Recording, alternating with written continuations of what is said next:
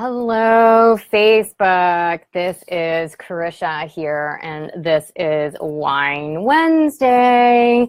As promised, I am coming to you live every Wednesday on my Facebook page to talk to you about how you can get out of stress and overwhelm, feel better in your body, and live your absolute best life ever. I'm the creator of the Delicious Life movement and extremely passionate about what I do. And I work mainly with super busy, type A, high-performing people who really want to, calm things down, feel better, but not have to give up that A-type personality, not have to give up the hustle or anything like that. So I find really great ways of fitting in some of the self-care stuff when you are super busy. And in true traditional, this is the second one after all, in true traditional Wine Wednesday style, I have a bottle of wine here to talk to you guys about. This is organic Bonterra. This is from California. Organic wine would be something to try out if you find that you have headaches with wine. Headaches could be from the sulfurs, they could be from the toxins in the pesticides from the wine. It could be a digestive thing. Like there's all sorts of reasons why you could be reacting to wine itself. But if you've been not feeling too great, try the organic and see if it helps. And if not, then I would go to your digestive system and look and see what's going on there. Hey, Amy.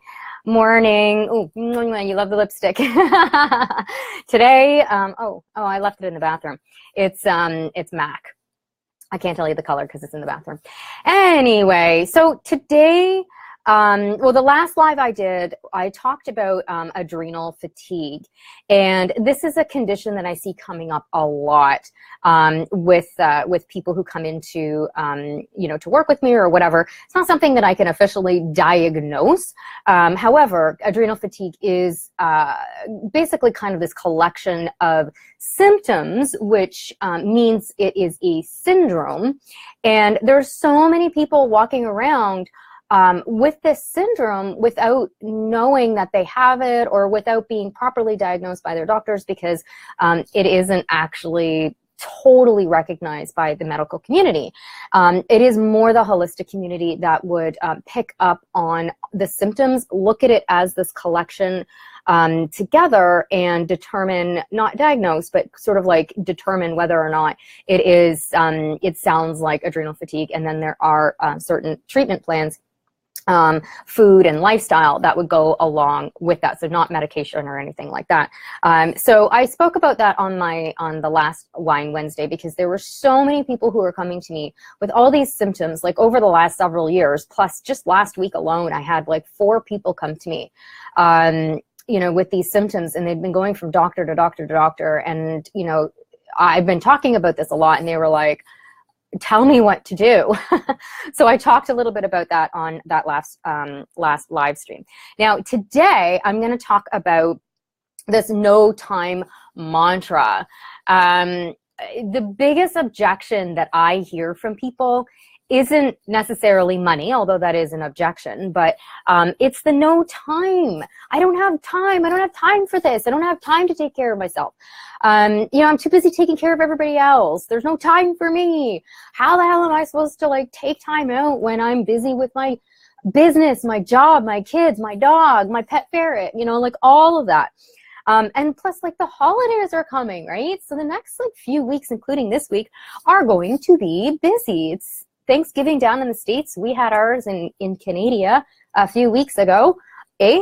But I know for Americans, it's a 4-day thing. And for a lot of people, it's kind of stressful.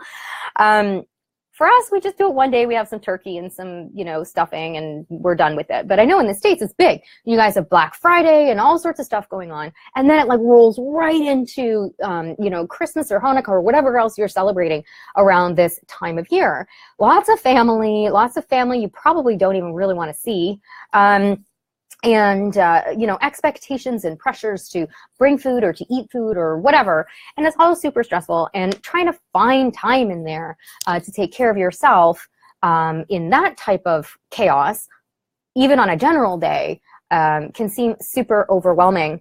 I was at a meeting yesterday with some of my peers, and there's this woman. She was she's one of my peers at this meeting, and we were talking about whatever, and she looked at me and she was like, Krisha, and she had this like look of fear, like it was pure fear on her face. And she said, I really know I need to work with you. She's like, I really know I need to work with you. I really know I need help. I'm pretty sure I'm in adrenal failure or fatigue or whatever it was that she said. She was like, "Arr." And she said, but just finding the time to do it like stresses me out even more. She was literally buzzing like from fear of trying to find the time to help herself so that she doesn't feel so overwhelmed and stressed out and feel like shit so much anymore. And I get this, like I get this. When you have a busy life, even just like doing something for yourself can feel really, really overwhelming when you already feel like you have no time. Now, the thing is that a lot of the information that's out there is really overwhelming. So my approach has always been no BS. I give it to you straight. I give it to you realistically. And I don't expect you to go and do all these crazy ass things all at once. This is why I talk about the 5% shift. And when I say that, it's because I only want you really to take on, a small little piece at a time, because these small little pieces eventually add up to big pieces in your life. Now, the type of people that I work with are these high-performing type A people, and so it's like this all or nothing, right? It's this tendency to like do all the things, take on all the things, and then that drives up overwhelm even more and exhaustion even more, and then the buy-in goes like that, and then you start beating yourself up for not being able to stick to anything, and then the cycle continues, right? So the biggest challenge that my clients have is to slow things down and to do only one small thing. So there's this like dichotomy going on here, this fight going on here. It's like, I don't have the time to do all these things. But then when you go to do these things, you take on absolutely everything. Doesn't make any sense. So let's dial it back here and do only like 5% of what you need to do, but do it on the right friggin' things. If you're doing only a tiny little bit every single day, but you're doing it in the right things, you're gonna get huge results, as opposed to focusing 95% of your effort on the things that are only gonna give you a small 5% return, okay? I really wanna call BS on the whole no time thing. And I'm somebody who tells it like it is, and I'm gonna call BS on it, because you do have friggin' time. All of these, my one-on-one clients, they're all very busy, high-performing entrepreneurs. And they find the time. They find the time because they know that if they don't, they're gonna lose everything. And you have to understand what takes more time, being dead or taking care of yourself, right? And like I said, it doesn't have to be a complete overhaul in order to take care of yourself. And I'm a lifestyle strategist, so this means that I strategize and help you find ways to make this easier for you, to take the shit away, not add more to your already busy life, right? So, it's self-care. It's not a luxury. It's an absolute necessity. And I wrote this quote down yesterday. It's mine. The faster you run, the less you get done. So think about this. When you are running at like on empty, all guns like blazing all the time, think about how shitty you feel. Like you feel exhausted. You're not really creative. You're angry. You're hangry probably. And you're just not as productive as you could be. You think you are, but you're not at all. And there is this like mindset around, well, if I stop, I'm not going to get anything done. I have to keep going. And I used to have this mindset, believe me, so I get it. But that's not the truth at all. The more you pause, the more you stop, the more you slow down, the more you get done. Because then you create gaps, you create space in your mind, in your body, in your soul for ideas to come in, for your body to friggin' rest, and for you to be able to like reapproach whatever it is that you're working on, whether it's work or kids or whatever it is, with renewed energy. And that just benefits everybody in the end. So I'm calling BS on the no time thing. And like I wrote out last night, here's the things where I know you have freaking time, okay? First of all, you scroll Facebook. I know you scroll Facebook, okay? And I know how much of a freaking time suck Facebook is, right? You're just there. And then the next thing you know, an hour is gone. An hour! That's a lot of freaking time. You could do a lot in an hour. You binge watch Netflix. I mean, how many people here binge watch Stranger Things, right? Like, come on. You work more hours than you really need to. Seriously, you do, okay? Sure, you have your own business or you've got a project and deadlines and all that kind of stuff, but like every day, you don't plan your day, so it consumes you, right? And so maybe there's a lot of like time in your day where you're doing things like scrolling on Facebook or looking at cat videos or whatever. You're doing shit that you're just like, it's not productive. And you know that you do this. You know you do this. You sleep in too late, so you've lost a window in the morning there to be able to maybe get some things done. You use other people as an excuse, like your kids, like your spouse, like your boss or some shit like that, right? You go Black Friday shopping. Excuse me. There's nothing wrong with going Black Friday shopping. I'm just kidding. But I mean, seriously, if you can find a day to go shopping, you have time. Like really. Shopping is not high on the priority list. It's not. I'm sorry. It's buying a bunch of stuff that you probably don't even need to fill a void in your life that could be filled. If you had spent those 5 hours waiting in line at Best Buy doing meditation and like journaling and doing the shit that's really going to lighten your soul, you don't need to go and buy all that crap. I'm telling you. We all have the same 24 hours in a day. Everybody. I have the same 24 hours that you have, right? So this is again why I'm calling BS on it. I run a business. I have lots of clients. I run a group program. I have these things going on. I speak. I travel. I have 2 kids, right? I have friends. I go out. I socialize. I do all those things. Plus, I have a very, very, very robust self-care program that I do every single day. Because without it, I would be flat out dead right now, right? I have the same 24 hours as you do, right? I am busy, but I make sure that this is prioritized because I put a lot of value on this. So the question is really, how much do you value self-care, right? Do you value self-care? Is like Facebook here and self-care here? Well, if that's the case, then you're like, of course you're not going to find time for it because you just don't simply value it. But what if you did that? What if you said, well, no, you know what? Actually, self-care is important. And I'm feeling like crap. I'm exhausted all the time. I'm gaining weight. I physically do not feel good in my body anymore. What's more important to me? You know, spending like an hour or even half an hour or even 10 minutes scrolling Facebook, or doing something that's going to nourish you, plug that battery back in and make you feel good again, right? This is like, honestly, there's no excuse here. There is no time excuse. You have it. You're just putting it on other things. It's the same thing like money. You spend your money on what you spend your money on, and that's how you know what you value, right? Sorry, I've got some notes here that I wanted to try to keep me on track because I can go off on tangents. Excuse me. So I'm going to give you 3 quick self-care things that you can do when you have no time. Okay, so I'm going to play along here and agree with you that you have no time and give you 3 quick things. So the first thing I thought of was doing a social detox. There's a lot of comparisonitis. There's a lot of crap that comes up on social media because people often only post their best lives, or people post a lot of negative crap. And there's like a lot of fighting about Trump and like all this stuff that's happening down in Hollywood. Like there's so much stuff happening in the world constantly. And we're bombarded by these messages, not only from the news, but also from now our social media channels, right?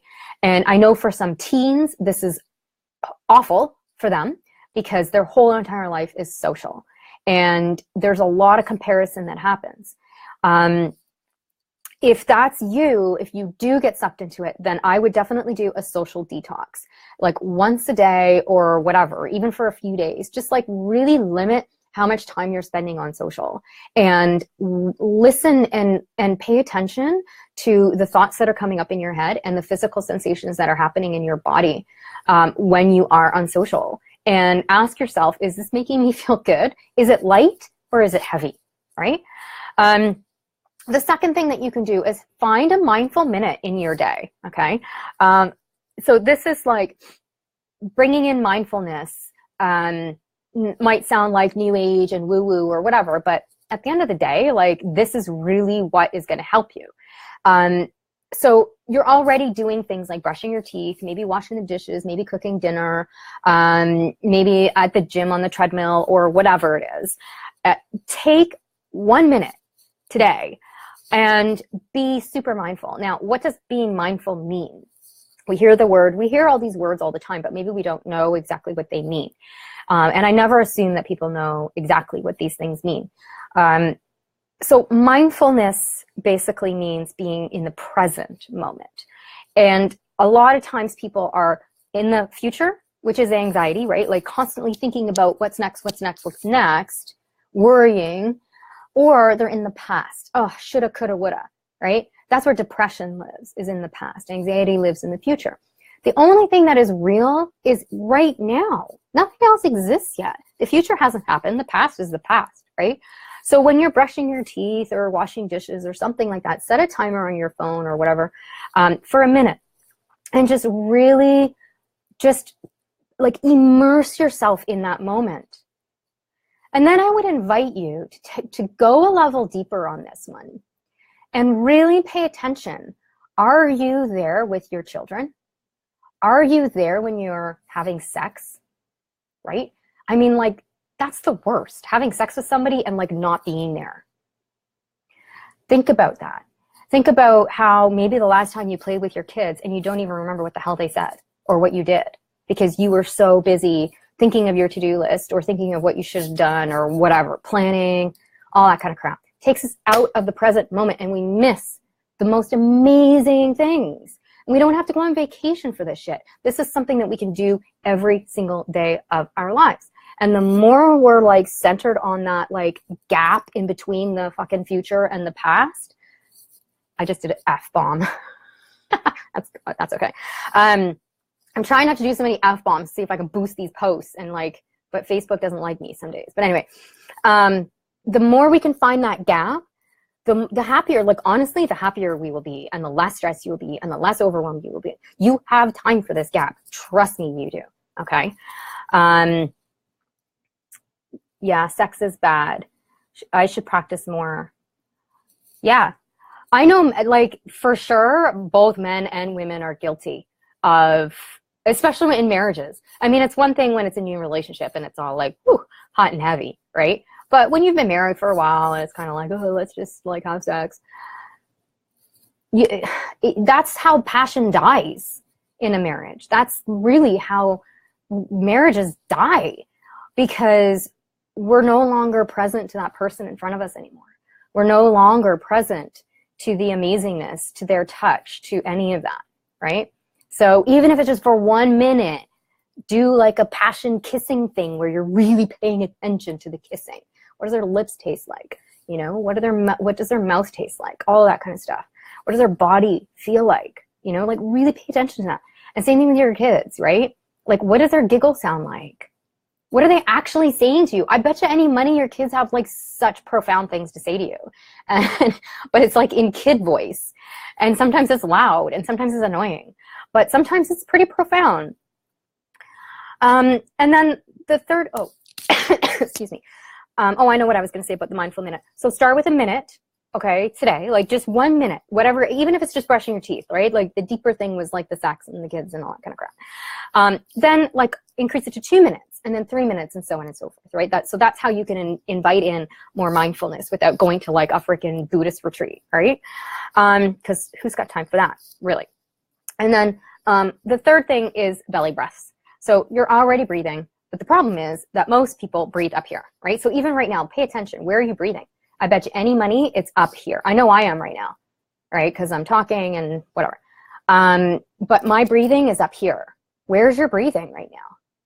So if you look at pets and babies, look at where they breathe from their belly, right? Like their bellies go way out and in and way out and in.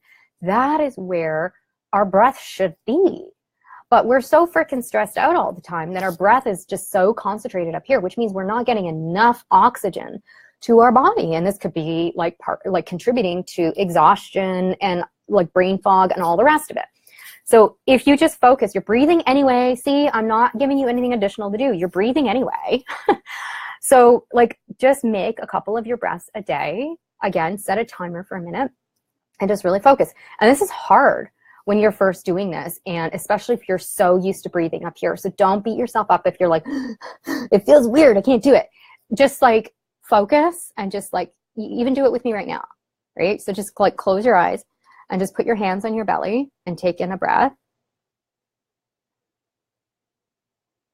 It's better if you're lying down. It's a little harder when you're sitting because you're all crunched up, right? And you can like breathe in through your nose. And then they can just let it out through your mouth.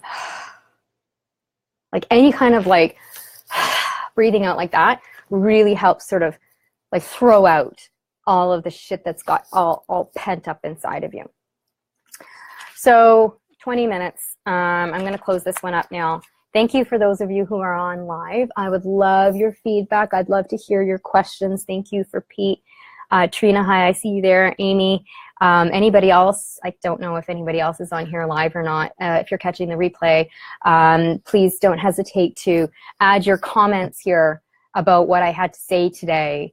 Trust me, you have time. You do. You're just spending it in the wrong places. And think about where on the value scale self-care lives. And most people, like the word self-care is like, but it's really key to your survival on this planet nowadays. It really is. Because otherwise we're all just going to blow up in like freaking adrenal bombs everywhere from all the shit that we're dealing with all the time. If you want to take this deeper, I have a 7-day reset that you can join. I will add it to the link up above, in the comment thing. It's over 7 days, super small tips that you can do, super small things like this that you can do, delivered to your mailbox every day over 7 days so that you can reset and reboot and, you know, get out of that daily grind of overwhelm and stress, so that you can start really living your most delicious life. So that's all I wanted to say today. Next Wednesday, I realized it's Movember. Which means that guys need some loving too. So next week, I will be talking about some tips around this stuff for men specifically, because men are people too. I might focus on a beer instead of a wine next week. So if there are any specific questions or anything that you men would like to know from me, please let me know. Pop it in the comments or anything like that, and I'd be more than happy to speak to it, because a lot of the stuff out there is really targeted for women, although it can be applied to men too. But you know, it's men are people too, and you guys need a little lovin'. So I'm going to provide that for you in a completely platonic, non-sexual way. All right, everyone. Thank you so much for watching today's Wine Wednesday. What would Krisha say? I hope you've enjoyed this. There's probably something that you can do on Facebook in order to be notified whenever I go on live. I'm not that tech savvy yet, so I'm going to ask my VA what I can be telling you to do. It might come up to say, notify me when Krisha goes live, whatever. like my page and you will be notified for sure. Comments and likes and hearts and all that kind of stuff help boost engagement, which means that more and more people will be notified about this, about these live streams, and that means more and more people will have this amazing information in their lives as well. So if you care about people at all, you'll do that, okay? All right, everybody. Thank you so much. I'll put the link to that 7-day reset in here. And thank you for watching, and I will see you on the next live. Bye-bye. Mwah.